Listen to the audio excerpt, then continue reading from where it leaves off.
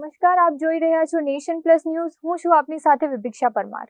વડોદરા શહેરમાં વરસેલા વરસાદ બાદ હવે હાઈવે અને આંતરિક રસ્તાઓ પર તેની વ્યાપક અસર જોવા મળી રહી છે. વરસાદી માહોલ વચ્ચે શહેરના વાહનોની ઝડપ એકાએક ઘટી ગઈ છે. ખાસ કરીને શહેરના વ્યસ્ત ગણાતા અટલાદરા વિસ્તારમાં આવેલા ખિસકોલી સર્કલ પર વહેલી સવારથી જ ભારે ટ્રાફિક જામના દ્રશ્યો સર્જાયા હતા. વડોદરાના અટલાદરા વિસ્તારમાં આવેલું ખિસકોલી સર્કલ સવારના સમયે વાહનોથી ઉભરાયું હતું.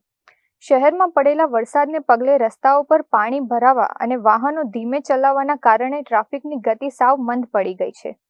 ખિસકોલી સર્કલને જોડતા તમામ માર્ગો પર વાહનોની લાંબી કતારો જોવા મળી હતી, જેના કારણે આખો વિસ્તાર વાહનોની ભીડથી ચક્કાજામ થઈ ગયો હતો.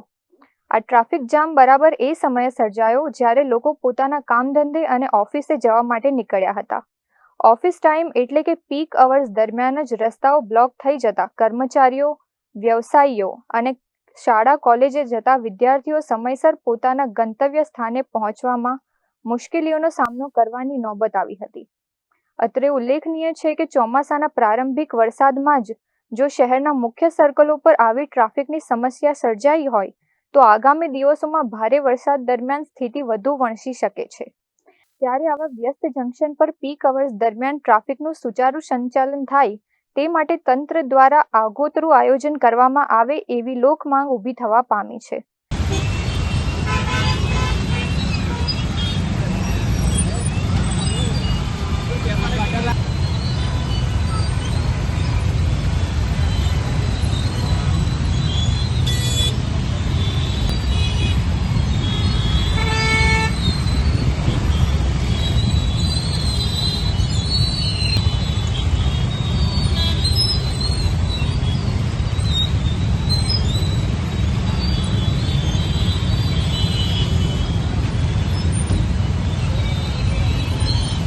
કેમેરામેન નવનીત પરમાર સાથે Chirag Patel, Nation plus news, Vadodara.